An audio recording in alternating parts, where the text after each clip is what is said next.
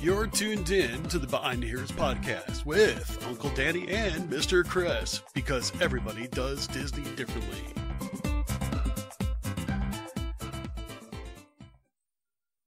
The Behind the Ears podcast crew would like to thank the following sponsors for their generous support.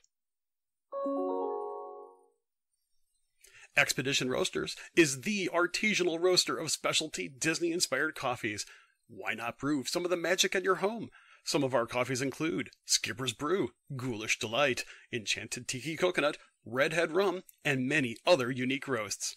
Our coffees are certified gluten and allergen-free and feature unique custom artwork by guest artists. Expedition Roasters offers an adventure in every bag. So start your adventure today by visiting us online at expeditionroasters.com. That's expeditionroasters.com. And Behind the Ears listeners, be sure to take advantage of this exclusive offer and save 20% on your first purchase with code EARS20. That's EARS20 at expeditionroasters.com. Brew your happy place. Do you have a little one and don't want to bring your stroller from home? Have you destroyed a stroller in the past from all the wear and tear from a Disney vacation? Well, Kingdom Strollers is a great place to rent a great quality stroller at a reasonable price. Kingdom Strollers is a Disney-featured stroller provider, which means they will be delivered right to your resort, even if you're not there. Same thing for picking it up at the end of your trip. So if you're in need of an affordable stroller rental during your next Orlando trip, consider renting from a Disney-trusted stroller company. Visit kingdomstrollers.com for more information. Welcome back, everybody, to another awesome episode of the Behind the Ears podcast. I am your host this evening, Mr. Chris, while Uncle Danny is still on vacation. Oh, I wish I had as many vacation days as he did, but from what I could tell, he has totally and completely enjoyed his time at Epcot and all the other parks. In fact, he totally spammed over at the WDW community page where he showed us pictures of practically every menu that is available over for the Flower and Garden Festival, which just started yesterday. And I didn't get a chance to ask him offline of whether or not he has partaken in any of the absolute fabulous goodies there. But you know what? I know that next week he's just going to have to indulge all of us as to what he did while he was on vacation. And also, I think everybody needs to kind of, really comment on his costume that he wore for the Princess 5K last Friday. It was awesome. So I can't wait to have that conversation with him come next Tuesday. But until then, we have got a special guest. My co-host to my right, there we go, is Katy Price, and she is the author of an awesome, awesome book. And I'll tell you right now, it's one of those cases where, excuse me, I do apologize for that. But, the thing of it is that I am not the kind of person that has a lot of time to read books.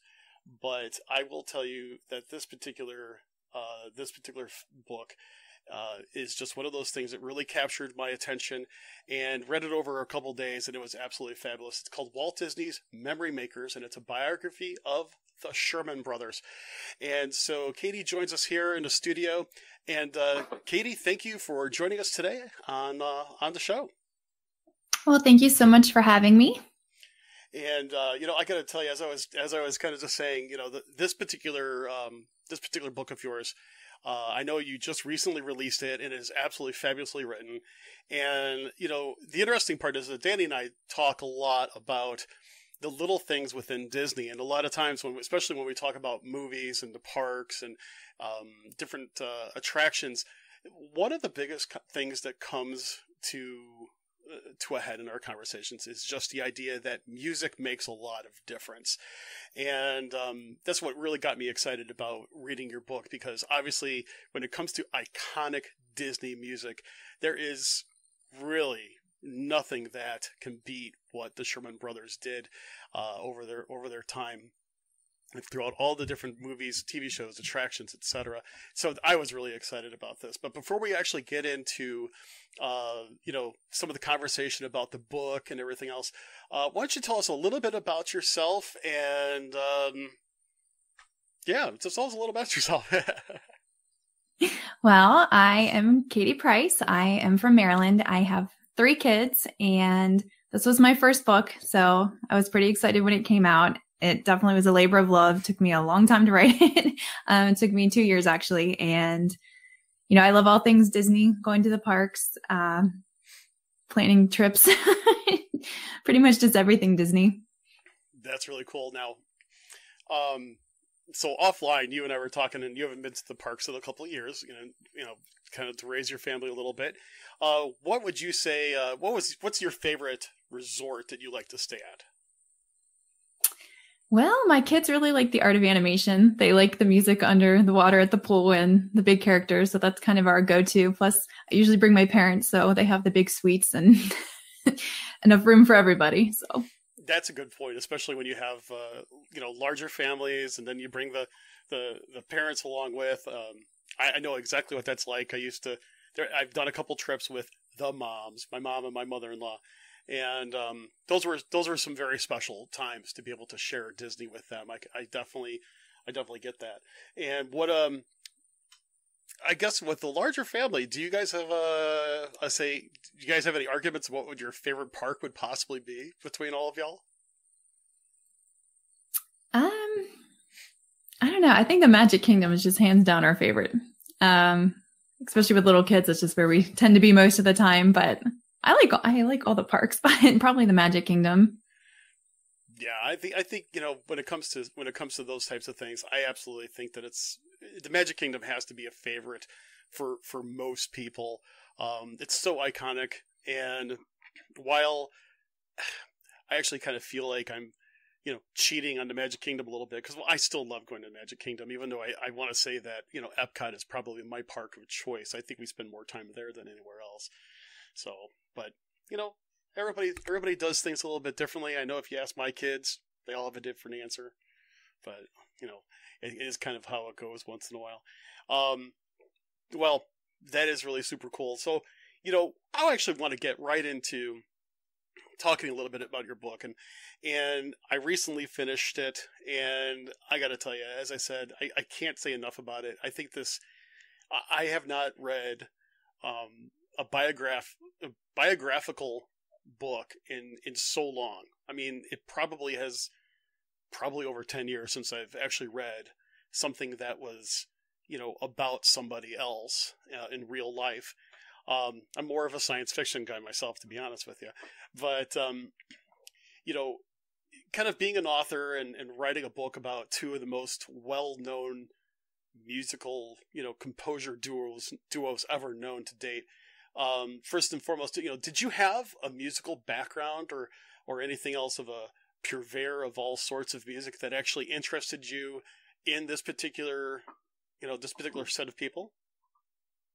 Well, I don't have a specific background in music. I've always loved music, Disney music. I grew up on the Disney music, singing it around the house and driving my family crazy. But other than that, I'm a business major, so it was kind of a leap doing this. It was just, when I thought about what am I going to write about, I thought, well, it's going to be Disney. It's got to be something Disney. And then, I actually met Richard Sherman back in 2011 at the D23 Expo, and he was doing a panel on It's a Small World, and just hearing him talk, and he was so charismatic, and you could tell he just had the same qualities as Walt as a storyteller. And just hearing him talk about how he and his brother made that song, it was just, it was one of those moments like, this guy's great. I have to look into this. So the more I looked into their story, I just thought, okay, this is what I'm going to write about. So it was kind of a meant to be kind of thing, I think. And it is kind of funny because, you think about It's a Small World, and I happen to love It's a Small World unless I happen to be stuck on it. Because I think that's one of those cases where it is such an iconic song. Everybody knows, the stanza of It's a Small World after all. and some may even say it's probably one of the top 10, earworm type tunes that you could possibly ever imagine. Just the other day, Danny was he went to go ride It's a Small World, and it did actually stop on him. And unfortunately, the joke is that the attraction is not his favorite, so it drove him up a wall, which I think everybody that saw that over on the WDW community page pretty much just made fun of him. It was really actually pretty funny. I never knew that there was actually more lyrics to that song than I think most people actually know about. And it's a song that was, if I'm not mistaken, was all about that, about when, It's a Small World came about for the World's Fair. We'll probably get into that in just a few moments, because unfortunately that's kind of skipping way into the book, which was really cool. I kind of, yes, everybody, I went against my normal tradition of being totally unscripted. I actually have questions written out, believe it or not.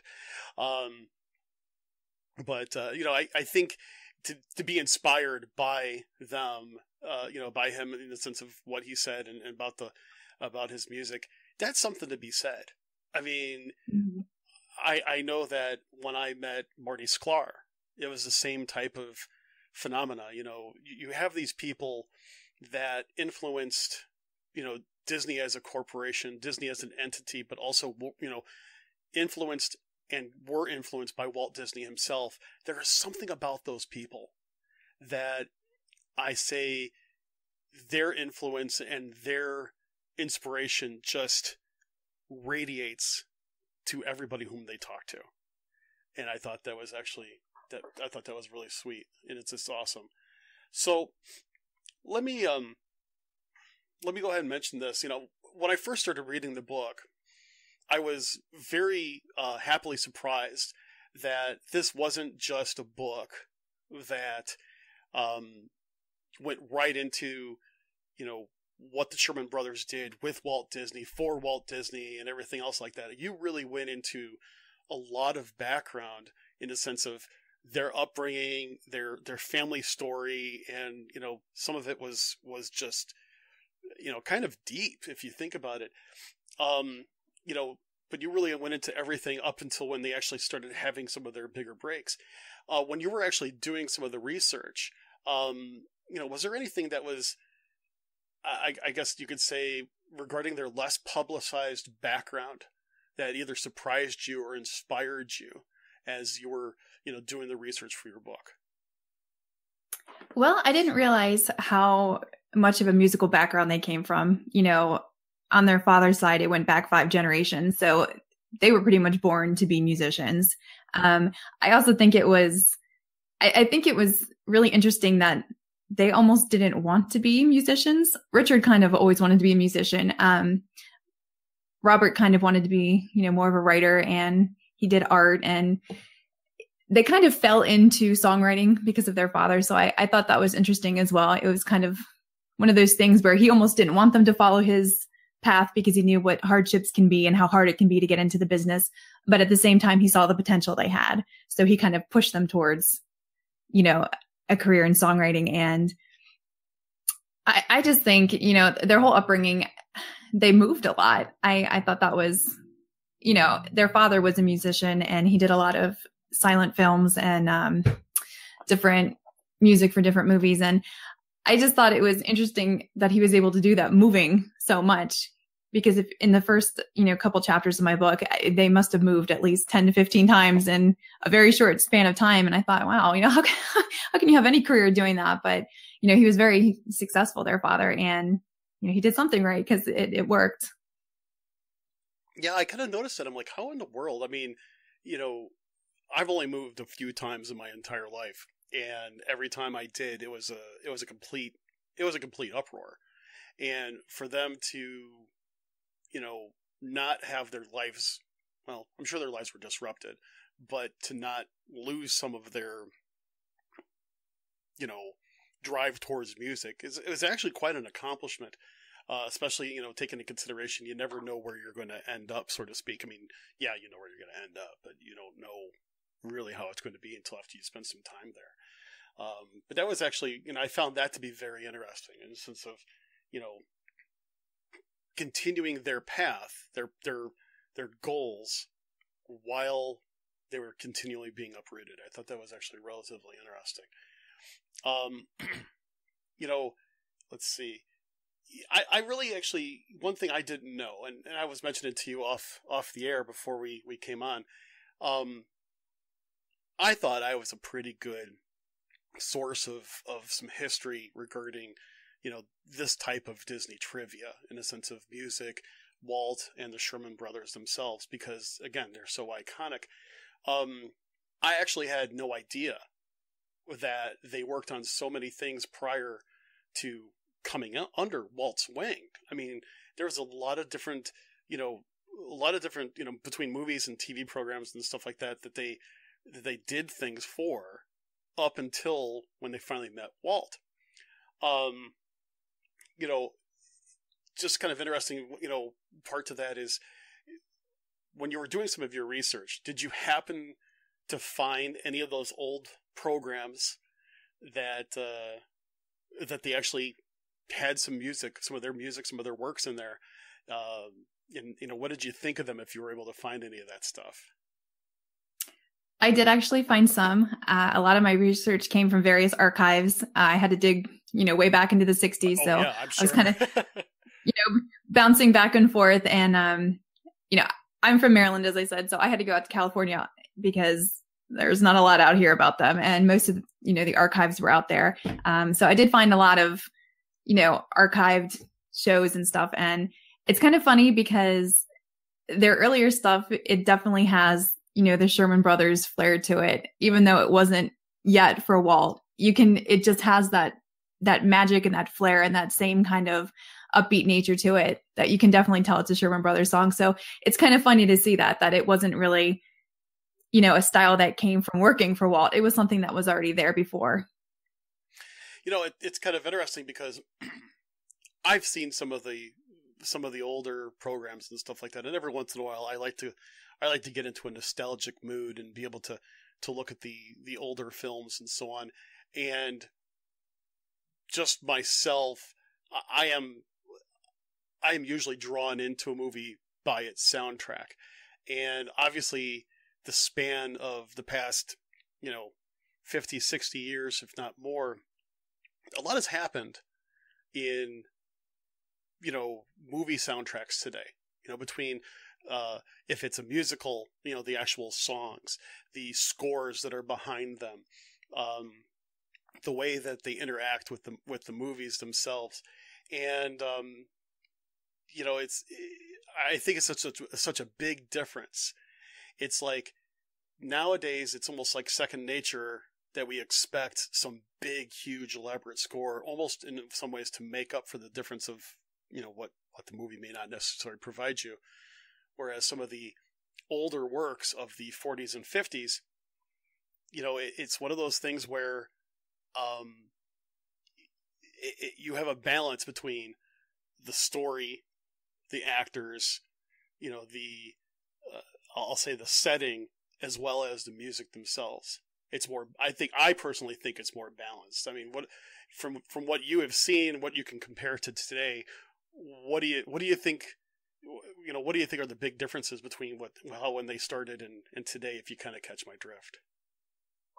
I think, the older movies, the stories kind of revolved around the music. I think they kind of intertwined, and the music really brought the stories to life. And I mean, even if you look at the Walt movies, the Disney movies, they are the story, a lot of the songs. And I think today a lot of soundtracks are just, like you said, just kind of for like a big bang, a big buck, and just for a big show. So a lot of times I hear soundtracks that have absolutely nothing to do with the movie, especially in the end credits and stuff. And you're thinking, what does this even have to do with this movie? But, their songs usually had a story to it. They had a purpose and a meaning behind it. So I think there's definitely helped tell the story of every film, every show, every, project they worked on. They really brought that story to life through song. I totally agree. And there's one thing I will say that, I really enjoyed how you embrace a certain mood in your writing. Especially like when you describe how when Walt was with, the Sherman Brothers, and, you describe how Walt would say something like, that would work.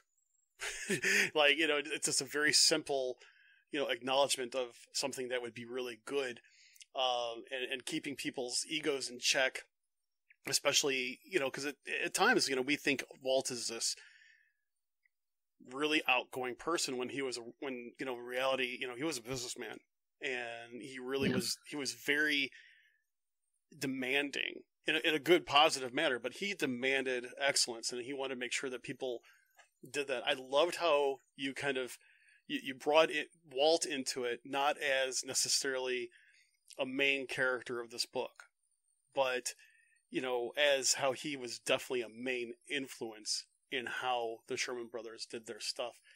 But I have to admit something to you. During some of those times, I couldn't get out of my mind the movie Saving Mr. Banks.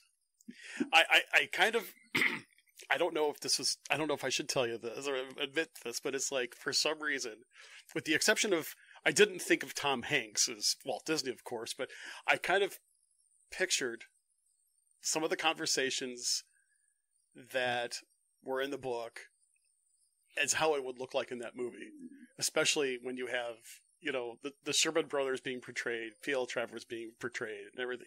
I kind of thought that was actually kind of funny. The way that you described it, I actually was able to put it into almost a modern movie format. So I thought that was, I thought that was kind of funny. To kind of set the mood and setting. I mean, what sort of imagery comes to mind to you in some of those sections? I mean, did you kind of think the same way, or were you pretty much writing based upon, I'll say, the facts that were in front of you? I mean, what kind of things inspired you to portray the story the way you did, especially when it came to integrating Walt? Well, when it came to Walt, I did a lot of research on him as well. I kind of dug up what the studio looked like, and ironically, it almost looks the same as it does now. It does, and it's actually pretty amazing that it still does look that way. It does. I actually took a tour of it a couple years ago, and I thought this, when I was doing research, I was like, this looks exactly the same. But this nostalgia is still there. And I looked at videos of his office and his surrounding at that time. And I watched videos of Walt, they had various videos in the archives and stuff of him just kind of wandering around the studio. So I kind of got a feel for how he was, maybe not in front of the camera, but more so just, business Walt that the employees saw. I talked to various people who worked for Walt, and kind of got their impression of him. But everything that involved the interaction with the Shermans was fact. I got all of that from, interviews and research. I wanted to make sure that was 100% accurate, but to set the mood, I did a lot of research about Walt separately. So like I said, this book took a long time to write. It was a multi-process thing. Everything I wrote, I looked into and tried to piece together what it would have been like to be there, at that given time. So I tried to do it as the best I could. You kind of had to try to walk in their shoes almost in a certain aspect. Yes. Yeah, I could see that. What's kind of interesting, you kind of described, again, it was one of those things where it's like, I had no idea. We knew that the Sherman Brothers played a huge role in the music for Mary Poppins, which has got to be probably the most iconic, movie that has their work in it, if you think about it. I mean, they've had obviously a lot of different, iconic works. By all means, we talked about It's a Small World. I could stop right there and almost let it be that way.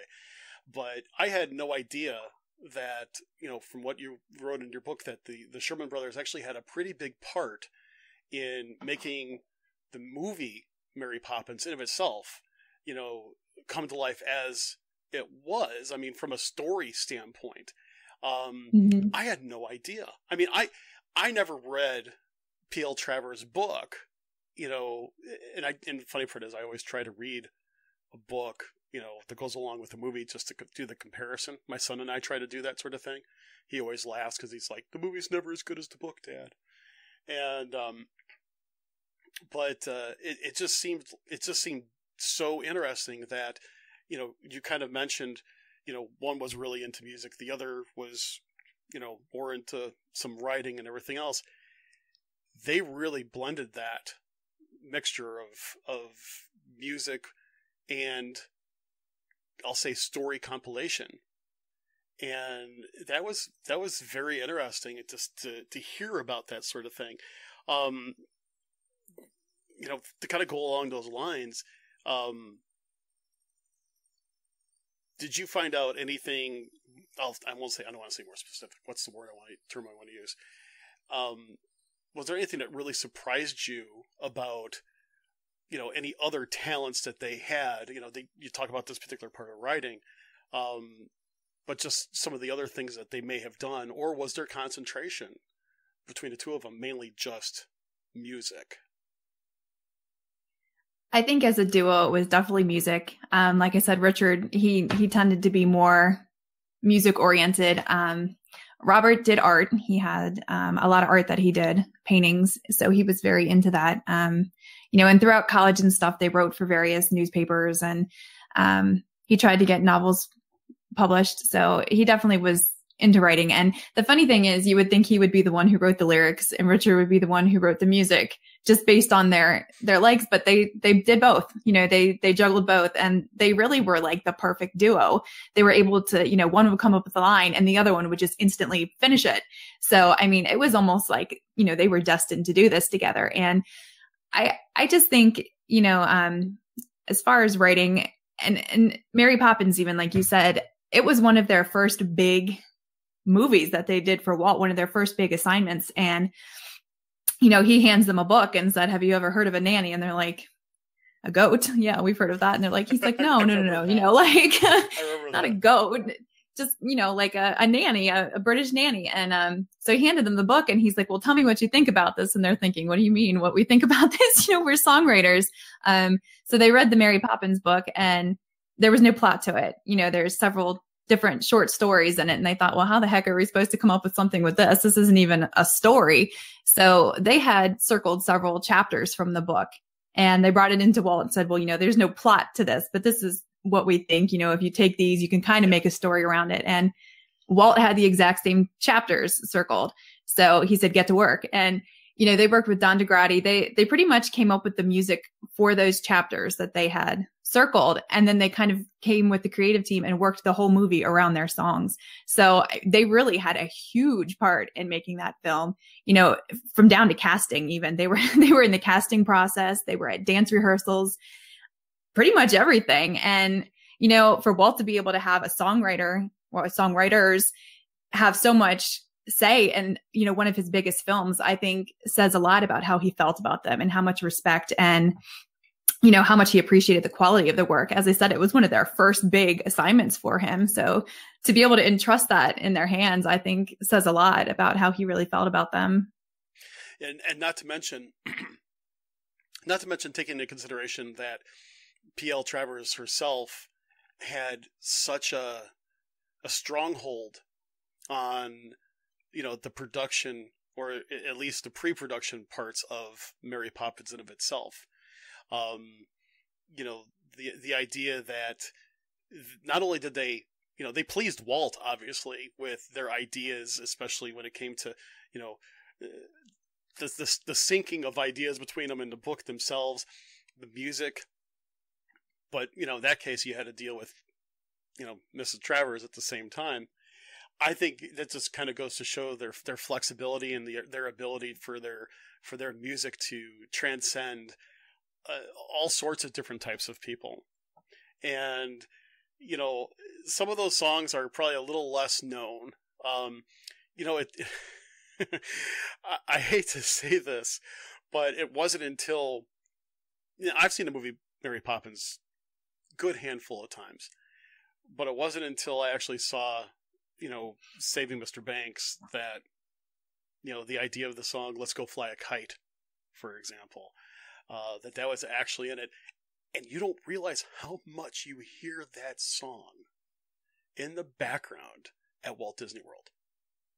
Mm-hmm. You just don't That's true. realize there's a, and we'll get into that in just a minute, because there is definitely a tie-in here. You know, we've been talking about the movies and everything else like that, but there is such an awesome tie here when it comes to the parks here in themselves. So, you know, kind of from what your book says, I mean, you definitely get into some good nitty-gritty stuff, but as you kind of get into the middle of your book, you bring out a lot of the interactions between Walt and the Sherman brothers, which I really enjoyed. I mean, it was, as I said, I kind of pictured in my mind how those conversations would actually go. For what you know, was there anything about, you know, Walt that the brothers actually had issues with? And I'm not asking that question from an aspect of, you know, I'll say tarnishing Walt's image or anything like that. But again, he was a very, you know, strong businessman, and like any other person that you have to report to, sometimes you butt heads. In your findings, I mean, was there anything that they really never got along with? Because it kind of seemed like, you know, there were some things, but everything always worked out in the end. And I didn't know if there was some other aspects that they had to kind of work around. I don't think they had any big problems with him.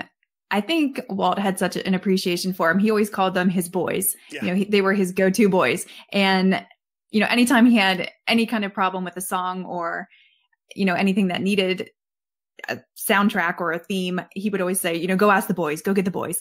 And, you know, he asked them for opinions on pretty much, you know, storylines for various projects, even not just songs, but they were very eager.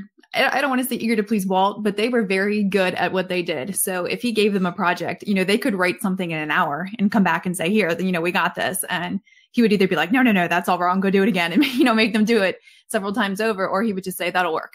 And that was his way of just saying, I like it. Let's keep it. So I think that just, you know, they were very go-to. They did their job and they did it well. So they knew they almost had like a mind that was in sync with Walt. I think like they kind of, their motto was every song should be simple, sincere, and singable. And I think that's something Walt liked because, you know, he liked to have a sincerity to his projects. You know, like the Feed the Birds section of Mary Poppins, there was a really tender, you know, moment there. And I think that the Sherman brothers were able to capture that in song. And I think that's what Walt liked, is that, you know, he could envision something and they could bring it, you know, to life by song. And I think that they were so good at tapping into his creativity and his dreams and everything he was envisioning.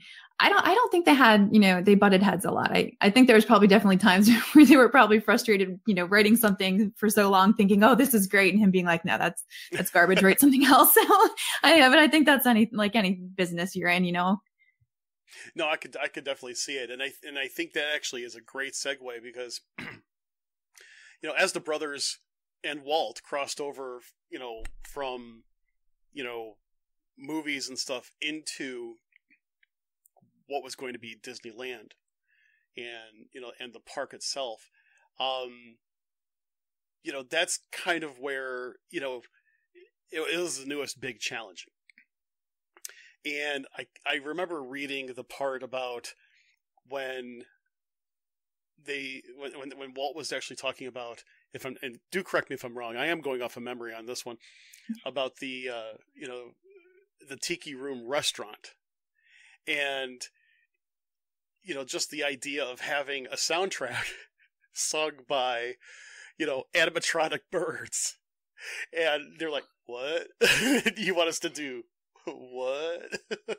And I mean, I personally think that, you know, when I read that, I kind of realized, yes, these are some of their songs, but now they're going in from, you know, one form of entertainment to a form of entertainment that was never heard of before. Mm-hmm. I found that part really interesting, and now it's kind of like I'm going to go to the Tiki Room, and I'm going to think of it in a different way for some reason, just because of how you described it, and I'm definitely not trying to give too much into the whole spoiler bit here, but when you were kind of going through some of the research, I mean, what was some of your own personal thoughts when you heard some of those same types of items, especially when they crossed over from movies into, you know, theme park entertainment and trying to, I guess you could say, trying to get them to get into Walt's mind as to what they were, you know, what Walt really wanted them to do. What were some of the things going through your mind as well? Well, it kind of made me laugh because I actually didn't know that the Tiki Room was supposed to be a restaurant until I did research, and I thought that would have been crazy. Yeah, I think to myself, oh my gosh, yeah. I mean, I had actually read that section a few times because I'm like, am I missing something here? Because we all know the Enchanted Tiki Room, but it was supposed to be a restaurant, and I thought that would have been really cool. But yeah, exactly. Yeah, because he was really, you know, gung-ho. He wanted a restaurant. And all the Imagineers tried to tell him, like, well, what do you mean you're going to have birds? They thought he meant, like, real birds. Because they didn't understand, like, you know, the animatronic birds yet. And they kept thinking, you can't have birds, like, above people while they're eating. Like, what are you talking about? And then he's like, no, you know, robot birds that sing. And, you know, that was a new concept for, like, everyone, the Imagineers. And he actually had a music box that his wife had. And it was like a little, you wound it up and it was a little bird that would sing and chirp and move its head. And he showed it to the Imagineers and he said, this is what I want. So they kind of got it, you know, from the music box, and, you know, they went with it and really went with it when they did. But, you know, they kind of told him as they were planning, yeah, this restaurant's not going to work. It's going to be too loud. People are not going to enjoy eating here, you know, singing and birds, and it's too much. So, but he really liked it. So he wanted to make it into an attraction. And he actually brought the Sherman Brothers down and some of the creative team down to one of the sound stages. And he had, you know, a mock-up of the whole Tiki Room, and, you know, they had the drums and the birds, but there was no song to it at that time. And, you know, the smoke. And when it was over, they all kind of looked at each other and they're like, what the heck is this? Like, you know, what are we looking at? And he turned to the Sherman Brothers and he said, that's what they're going to tell me. So he had this idea for this great attraction, but there was no, you know, story to it. And that's what he kind of did with the Sherman Brothers. You know, you make a story for this. This is my idea. Come up with something that works. And, you know, I think that's a tremendous amount of pressure. I would think, you know, oh my gosh, like I have to come up with the whole story. But, you know, they always delivered, and he always liked what they did. So, you know, even with It's a Small World, when he was doing the World's Fair, the same thing. He brought them into a soundstage and they saw the dolls, and it was just, I think they described it as like just pure chaos. There was just, you know, moving dolls and all this noise. And they were just like, what is this supposed to be? And he said, you know, I want it to be simple. I want it to be about the children of the world. Come up with something. And, you know, they came up with It's a Small World, and they really said it was just a prayer for peace, you know, that in the eyes of a child, we're all the same. And like I said, all of their songs have a meaning.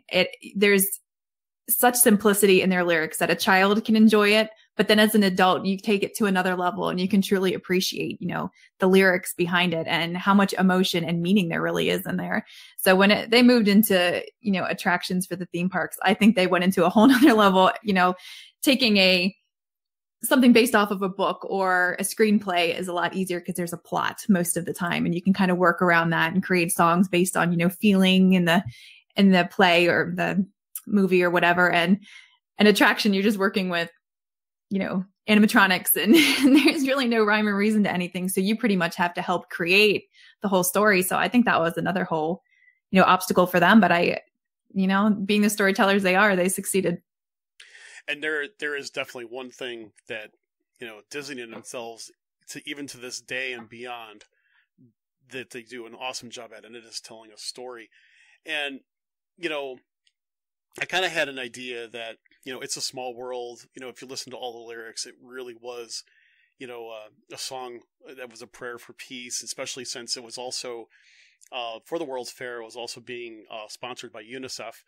And I found it kind of interesting that the World's Fair in of itself was kind of a springboard for not just that, which is obviously one of probably the most iconic Disney attractions of today, but also for Carousel of Progress, which, you know, I think Carousel of Progress almost has if I could be so bold as to say, a near cult-like following.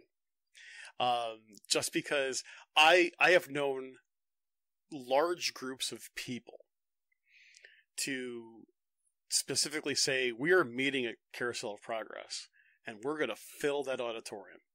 And during every scene change, we are going to sing at the top of our lungs with all we've got throughout the entire show.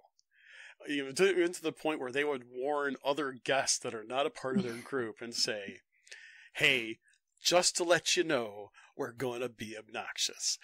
And so, I mean, you know that you hit a new sense of iconism when, you know, you get to that level of following. And they hit that on the head. And it was one of those things where they had to write a very short, small song, stanza, for, you know, not just, the whole, it's a great big beautiful tomorrow, but the whole now is the time part of that song too. You know, they actually, they did two songs along those lines, and those songs today are still, so well known. Again, I think Small World first, Carousel of Progress probably a very close second. And, I think, there's a lot of people that would say that if they ever changed Carousel of Progress, it better be just, aesthetics. Don't change the song. But it's actually, I also will say this, I will find it funny. One of the movies that I think is actually very underrated of today was Meet the Robinsons, done by Walt Disney Animation. And in their soundtrack, I'm sorry, I chuckle when I think about it. They actually, if I'm not mistaken, it's in that particular soundtrack, they had the group They Might Be Giants sing It's a Great Big Beautiful Tomorrow. And it's funny to listen to a modern, pop/rock group take one of the Sherman songs and make it a modern song for the, I'll say, this particular generation. It was just absolutely hilarious. So I'll tell you what, at this particular time, I'm going to go ahead and ask our audience that if they have any specific questions that they would like to ask you, to go ahead and put it in the comments as we kind of wrap up some of the questions that I had. So to our listening audience that are watching us live, feel free to go ahead and do that as I, ask some of my last few questions, and we'll get to some of those questions if there are any. So from your own perspective, I mean, I think, we talked about Mary Poppins being a big favorite. I didn't realize that they actually wrote, the song like Let's Get Together that was in Parent Trap, and was actually highlighted a little bit in the remake of the Parent Trap with Dennis Quaid and Lindsay Lohan. What would you say is your favorite? What was like your favorite either song or soundtrack or movies that the Sherman Brothers had, their made works in it? What was some of your favorites? I think definitely all the classics like Mary Poppins and The Jungle Book. But I did like a lot of their, unknown songs. And it's kind of funny because when I was doing research, my kids had one of those Disney sing-along movies that they had like several volumes out. And there was one that for some reason it just made me laugh every time I heard it. It was The Ugly Bug Ball, when they had all the little bugs dancing around. I didn't know they wrote that until I was going through the research, and I was like, oh, I've heard that, like so many things I went through. I didn't know they wrote, but it's things I had heard from my kids and myself in my childhood. And, just their list of songs is so extensive.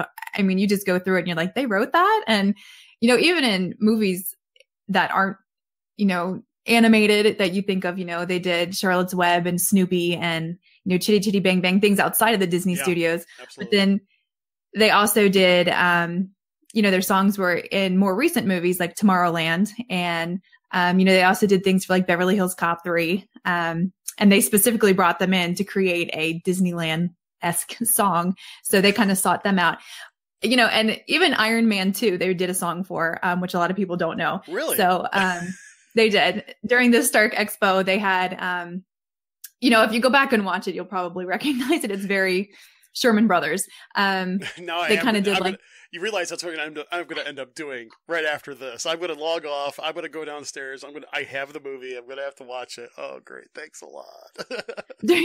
during the Stark Expo, because it was kind of like a play on the World's Fair, they have this like grand Sherman Brothers song. And the second you hear it, you're like, that's a Sherman Brothers song. So, I actually didn't know that either till I did research and I went back and I'm like, that is, that definitely, it has the same sound and it almost resembles the Carousel of Progress song, the Great Big Beautiful Tomorrow. So when you hear it, it's definitely reminiscent of, the older World's Fair songs. So that was kind of neat that they were able to, bring that nostalgia from the World's Fair into, an audience of today and make it relevant. And, just little things like that you go back and see and you're like, wow, they did that. Like there's so many things that I had no idea that they, had their hand in. And it's incredible when I went through and my love for them just grew even more because, you kind of think of, It's a Small World and Mary Poppins, the things that everybody knows that,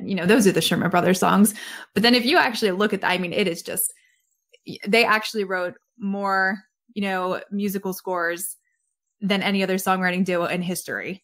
So, just so many songs. And I always say they just really wrote the soundtrack to our childhood, all of our childhoods. My parents grew up on their songs and then I grew up on their songs and it's just, their music is timeless. And I think that's what's so great. It transitions so well through the generations. And I think my kids enjoy their music. So I think it will just keep going with Disney, just like their movies. They go through the generations and it's something that you're able to pass down. And I think that's something that is very unique in the entertainment business because usually music, it dies out with the generations. It doesn't really transition from here to there. And their music just keeps going. And it's just as great today as it was, back in the 60s and 70s. Yeah, I definitely have to concur with that. If you think about it, you walk through the parks, and I made mention of this earlier, but you walk through the parks and, you walk over the bridge to Tomorrowland and, you hear in, I'll say Tomorrowland-esque music, you hear It's a Great Big Beautiful Tomorrow.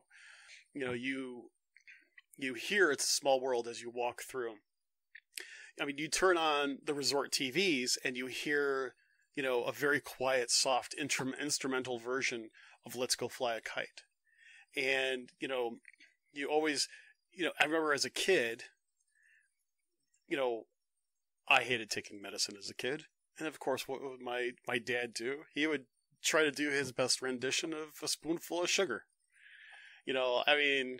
I think back at that and I kind of chuckled because I'm like, did my dad really do that? Yes, he did. And so, and the thing is I didn't, until I actually, your book really brought back a lot of memories along those particular lines as well, because it actually was quite thought-provoking in a sense, just like you said. It has transcended the ages. I know that, their works go back way before my time, but yet I sit back and I realize, wait a second, I was influenced by this music in one way, shape, or form when I was a little kid and I had no idea. And now as an adult and as a Disney aficionado, it's definitely has a bigger impact on me because this music is a bigger soundtrack of my life. And before I started to get involved with, really loving Disney and knowing what Disney was all about and, between the parks, the resorts, the company and everything else and Walt himself, I never realized how limited my musical span was. And I would probably say that, the introduction to the Sherman Brothers music through Walt Disney, was probably one of the bigger impacts that I never realized happened. It just, I'll say it happened without me knowing it, and I'm so glad it did. It was a really big thing. We do have one question. Our friend Joe asks, are you planning on writing any other books? Now, I know that you said it took a couple years to write this one, but any sneak previews for anything that might be coming down the pipe in the next year or so? I am currently reading another one, which should be out early fall. It's also a Disney-related book. It's based on a theme park, but not one that's standing. I'll say that one that was supposed to be. So it's a little sneak peek of that.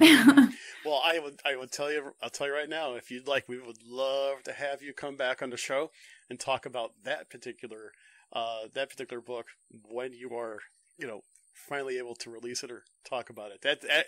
That sounds good. And I'm sure there are some people listening going, ooh.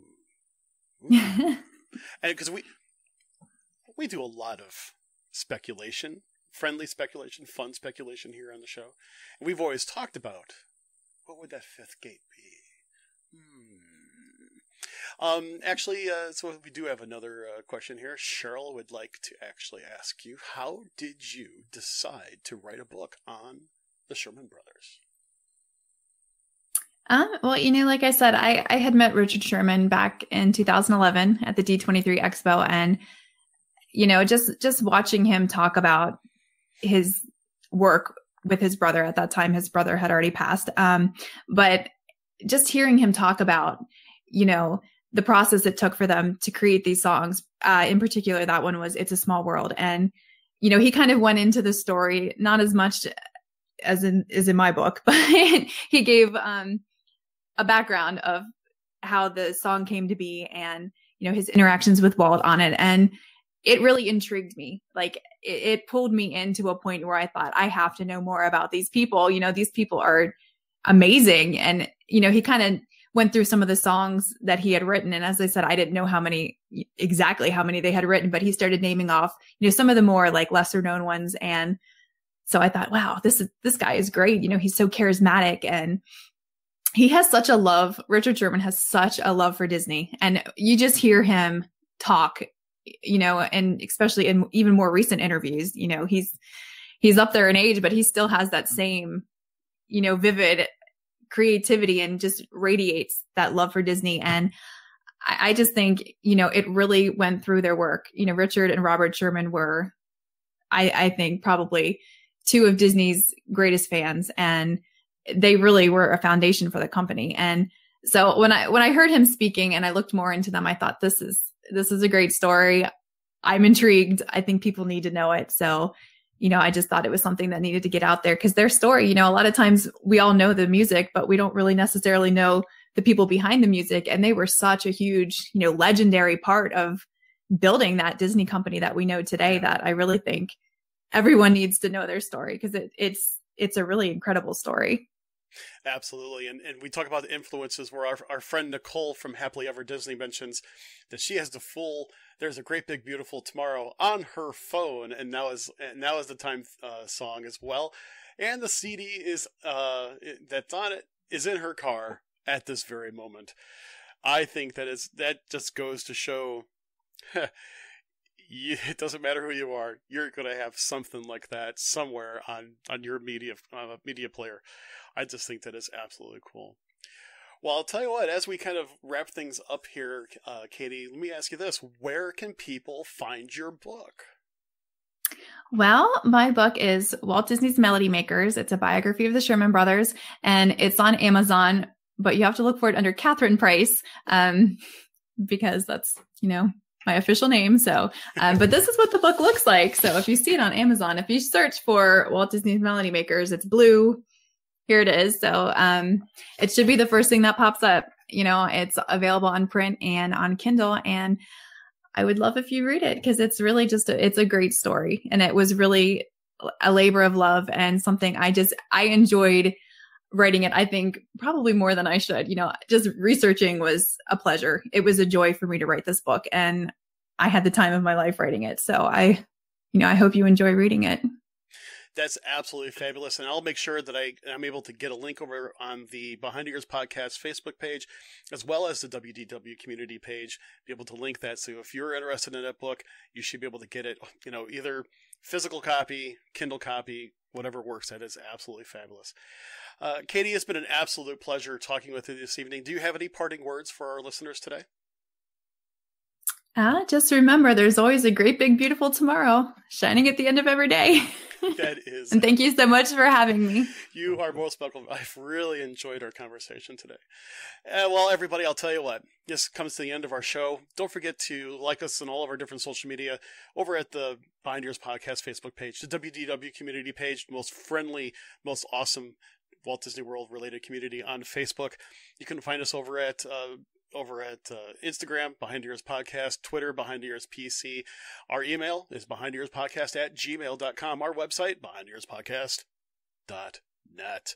And I'll tell you what, go ahead and like us over at Facebook or over at iTunes. That really helps us be able to get the word out about the show. Also, don't forget to subscribe through your favorite podcast catcher, whether it be Apple Podcasts or, Stitcher, iHeartRadio, all those different things. You could ask Alexa to play it. I gotta be quiet because Alexa will actually start playing it. Also on Google Home.